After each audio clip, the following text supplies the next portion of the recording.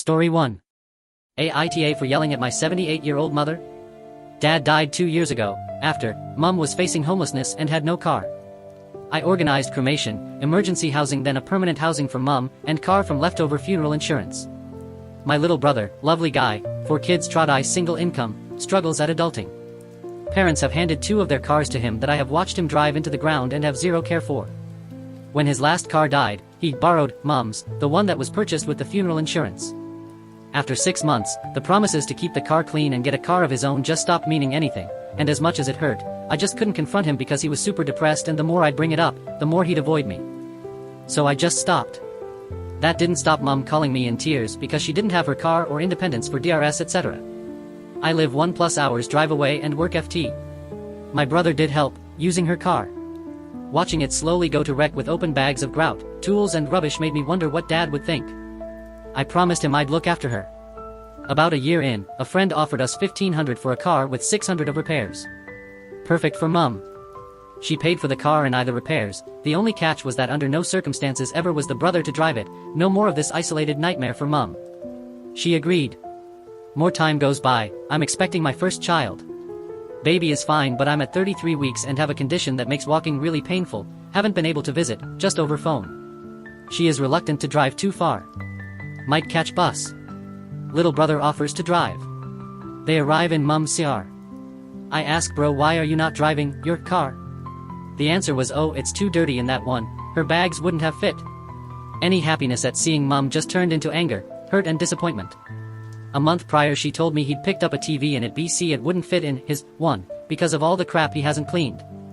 I got so upset, she promised it wouldn't happen again then. Now this. I can't explain the levels of betrayal. Once he left I exploded. I can't pretend I'm not mad that you let him drive the car after you promised me. Did it not even cross your mind how stressed I'd feel? She told me to calm down and that she has high blood pressure, there's worse things in this world to get upset about, and I need to be calm in my condition. I said this wasn't just about the car, it was about her future and breaking my trust. She said that she will just go tomorrow then. She wasn't feeling great and it was a big deal that she made it at all. It's the next morning now. She's here vacuuming. I am still upset and don't want her help. It all feels fake. She did apologize, but it did not sound like she knew why still, and I'm doubting myself. If she doesn't care, why do I? Am I overreacting? She did come here to see me and help me out. I yelled at her, feel like I'm treating my brother horribly, AITA? Edit, just found out I was lied to as well. The reason that her car was used is because his got pulled over as he hadn't paid his registration. I didn't yell at her upon finding this out, and feel like a bit less of an asshole now. Story 2. AITA for not having made my dog go on the other side of the street? I felt like I could have done more or made my dog walk on the other side of the street earlier before the whole ordeal, but I felt like it was too much work. I still feel pretty crap about it though.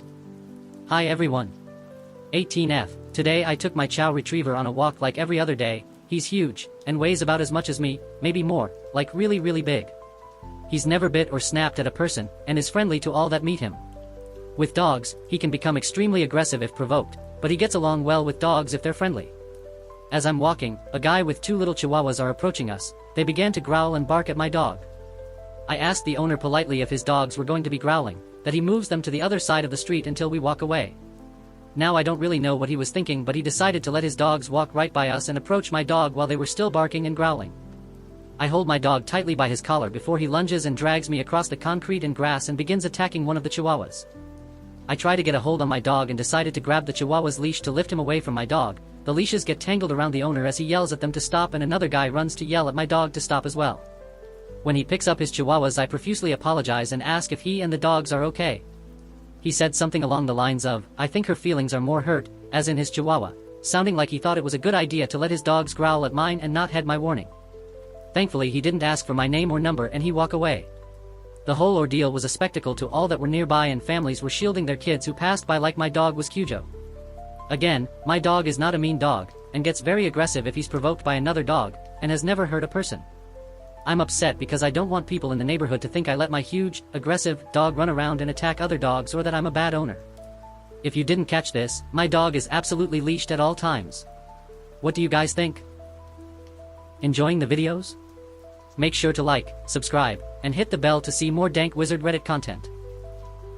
Story 3. AITA for paying my son to tattle on his sister? I 43F am married to my husband 44M and we have two great kids 15M and 10F. Our daughter has been wanting to watch more mature things for a while and she has really been wanting to watch Stranger Things, but we feel she is too young for that show. Recently she eavesdropped on me and my husband and heard me say the passcode to my Netflix account out loud. She then logged into my Netflix account and attempted to watch Stranger Things. She tried to do this very late at night while she thought we'd be asleep, but I was on my way to the bathroom and passed by her room and heard that she was watching Stranger Things, so I went in and made her turn it off and give me the remote. I also told her that we would have to change the passcode now, which I know now was a mistake. Every time I talked to my husband about changing the passcode, I worried she could easily find it out again and be able to use my account. And my husband and I both work, so we can't be home to stop her all the time. So I asked our son 15M, who sometimes watches her when we're not home, to make sure she didn't watch anything she wasn't allowed to watch and to tell us if she got access to my account. He agreed but insisted I pay him $20 every time he tattled on his sister, and I reluctantly agreed. This went on for a few days. She would find out the new passcode for my account and he would find out about it and tell us, then we had to change it again. Our son managed to get his sister to tell him about her eavesdropping on us and that was how she figured out the passcode for my account. We finally just wrote the new passcode down and didn't say the words out loud to make sure she wouldn't be able to hear it, and we made it very random and wordy so she couldn't guess it either. Luckily this worked out and she can no longer access my account and can't watch anything inappropriate. But last night my son came in to collect the last $20 I owed him and my husband asked what was that about. I told him about the deal I made with our son and this made him very upset. He said it was wrong to bribe our son to help us parent our daughter and it could damage their relationship if she ever found out. I told him we just needed some help and he was happy to help us out here, but my husband insisted it was inappropriate to pay our son to rat out his sister and it crossed a line. AITA? Story 4. AITA for calling out my BFF? So I have this friend, I'm not naming her, but she's completely gone crazy and what to do. Usually I'm very good friends with her, but every time I do something she has to outdo me. A few years ago something got leaked about me and every chance she has she reminds me about it. We are on call, I add a friend, we crack jokes, talk. She decides that my friend is going to be her new BFF and all of a sudden she says, "Do you know what she did? Like I'm sorry for trusting people, not just that she has to block me and stop answering my calls. The other day it's like nothing happened, we are back being friends." In her view I'm the asshole, but everything took a turn in these 2 days. First she goes back to talking with my ex and becomes best friends and sharing stories. A little insight about my ex: he is stupid, like stupid as a blobfish. He doesn't get hints and he is the one that posted explicit photos on his public story and laughed. I had a talk with my lame excuse of a friend and she tells me that she was glad that he posted the pictures. I had a talk about it with her but she completely laughed at my face and said, "I genuinely couldn't care less." Today was the tipping point though. I was talking with her and she starts adding people and adds my old situationship. Mind her, it was 2 a.m. Any person with a grain of respect wouldn't do that, but the is an entitled, inconsiderate little fishbrainer. She decided that adding him and hanging up was the best thing to do after he warned us 1,000 times about acting stupid. However, she did come back to the call after my beggings and said add this other girl, and boy, the boy joined first and I told the other girl to come to the call, which she did after a while, and suddenly my ex-BFF is calling me a loser and a slut and bullying me. I hanged up and called her over and over. She blocked me, so I wrote her from WhatsApp. I told her how stupid and rude it was of her, and she is forgetting who was older even though her looks were older. I was 2 years older than her. She said sure, and who acts whose age, and I told her I was acting according to my age. I'm sorry for not including this before, but if I talk with someone she's suddenly Jude Bellingham's ex, etc. It goes on like that. She decides to block me and then unblock me to say that she can't bother. So AITA? Story 5. AITA for giving a homeless man peanut butter? I, 17M, am staying with my older brother, 22M, in Nashville while I tour some universities. While out, my brother, his girlfriend, 23F, and I stopped by Kroger to quickly pick up some items he needed. On the way back to his apartment, we got off the highway and saw a homeless man standing on the corner. I asked my brother if we could give him something, bringing up the giant jar of peanut butter my brother had just bought. His girlfriend agreed with me, thinking it was a good idea. My brother said, "Fine," rolled down the window, and handed the jar to the man. After that, he got noticeably quiet. He barely responded to anything his girlfriend or I said, just giving an, or, wow, here and there. We played a few games after getting back, and when his girlfriend left, he said he wanted to talk. He admitted he didn't want to give the peanut butter away but felt pressured and like he couldn't say no in front of his GF. I apologized and explained I was just trying to do something kind and pointed out that he didn't have to say yes if he wasn't okay with it. He said it felt like I was being performative to make a good first impression on his GF instead of trying to do something good. He also said I don't know what it's like to live alone and buy my own groceries. He brought up budgeting and living alone, but I told him it's unfair to be so stingy when that man has nothing. He said it wasn't my peanut butter to give, and the decision should have come from him. I asked if his GF asked to give it away what he would have done, and I didn't get a response. I offered to drive back to Kroger and replace the peanut butter. He thanked me but decided to just get his shopping for the week done anyway, and we drove to the store. He told me to grab 2 big jars of peanut butter, in case we see another homeless guy. I laughed and went to put them in the cart, but he stopped me. The homeless man didn't have a cart. You're gonna carry the jars so you know what it's like. He was being for real. As we continued shopping, he offered me snacks since he mostly has gluten-free food. However, every time I accepted something, he made me carry it. Soon I was juggling 2 giant peanut butter jars and other snacks, and he started adding items just to make it harder, all while laughing. It was honestly humiliating, but he really has no good food at home, so I wasn't going to say no. When we got off the highway it was pouring rain and the homeless man from earlier wasn't there. My brother looked over at me and said, now he's lugging that giant peanut butter jar around in the rain. So, Ida? I get that I gave away food that wasn't mine. And maybe I shouldn't have chosen peanut butter to give away but another item instead, but I thought we were doing something good. IDK, I feel like he was being selfish, but now I feel guilty, but also kind of confused. Ida? Story 6. YELLS, if I send my mother-in-law a letter of claim to comply with the lease? My husband and his sister were gifted the leasehold to a flat in the UK by their mother a few years ago. I bought out my sister-in-law. My husband's mother and another lady, Kiki, are the freeholders since 2010. When we asked when maintenance was next scheduled, we learned that in the 15 years of ownership they have done very, very little in terms of building maintenance, responsibility of the freeholders. Kiki was also the property manager.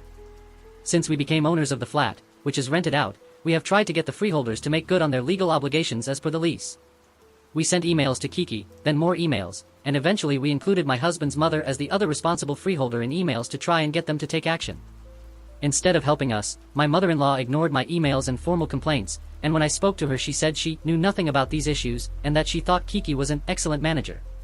May 2nd this year I wrote a formal letter about the fire safety issues, roof maintenance, wall maintenance, decoration, and other historic neglect issues as covered in our lease, that I have been trying to get sorted for a year now, asking for a response in 20 days.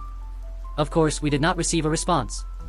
My suggestion now is to write a formal letter of claim through a lawyer to try to compel them to do the necessary works. We legally have to pay for the maintenance works as leaseholders, but not for the historic neglect. My husband thinks I WBTA if I threaten him with legal action, and he suggests that we keep trying through emails and calls. He also feels uncomfortable that we try to get his mother to pay her historic contribution to the necessary works to the building because she originally gifted the property to him. He feels that the cost of the repairs to roof, walls, etc. will be less than this gifted amount, around 80K, so to take the gift and then legally challenge for the historic repairs is unfair. He is also reluctant to enter into confrontation, legal or otherwise, with his mother. I respect this. But my view is that she owned the leasehold and freehold to the flat for 15 years, and in all those years benefited from the rental income whilst neglecting to maintain the building. All issues that I have raised predate our ownership, and additionally she is the freeholder and thus responsible. For various other reasons I don't really speak to my mother-in-law anymore, so I fear my judgment is clouded by this because I feel I always get punished for trying to do the right thing. My husband and I also always argue about her behavior because when I call out manipulation or lying I am the problem for getting upset, she is never the problem for behaving badly. He says he feels in the middle. YELLS, if I sent a letter of claim though a law firm to get my mother-in-law and her fellow freeholder to comply with the law and the lease? Story 7. AITA for parking near someone my wife knew during camp drop-off and making her mad? This morning I dropped off my wife and our kids at summer camp. The parking lot had plenty of open spots, but I parked next to another parent who was unloading. I left extra space, probably 2 or 3 feet more than usual. I wasn't blocking or crowding anyone. As we were driving in, my wife said, "Oh, that's redacted know her," when she saw the parent ahead of us. I didn't know who it was, but since she recognized her, I figured it was totally fine to park nearby. Honestly, I thought she might even prefer it since it was someone she knew. I also parked close because I was trying to stay near the van they're all traveling in to make unloading easier. In the past, she's gotten annoyed when I parked too far away, so I thought I was doing the helpful thing. As soon as I parked, she got irritated and said something like, "All these open spots and you park right next to her?" I said something along the lines of, "If I had parked farther away, you would have gotten mad at me for parking too far." That made her even more upset. She said, "Don't get out of the car," so I couldn't help her unload all the bags. So I stayed put while she got out and unloaded everything herself in front of other parents. It made me look like the guy who just sits there while his wife does all the work. Later she said she didn't understand why I would park next to someone who was unloading their car. That wasn't what I meant at all. I felt like I couldn't win either way and was just trying to make things easier. AITA? Edit *. I was not comfortable with the idea of our kids attending this camp without a parent. At 9 years old, I feel they're too young to be around unfamiliar adults overnight, especially in college dorms where boys and girls are placed in separate rooms with 2 to 3 people and potentially strangers. I didn't want to send them at all unless one of us could be there. My wife strongly wanted them to go, so she volunteered to chaperone as a compromise to make me feel more comfortable. Last year, our 13-year-old was placed in a dorm room with an unrelated adult we didn't know, and that experience made me very uncomfortable.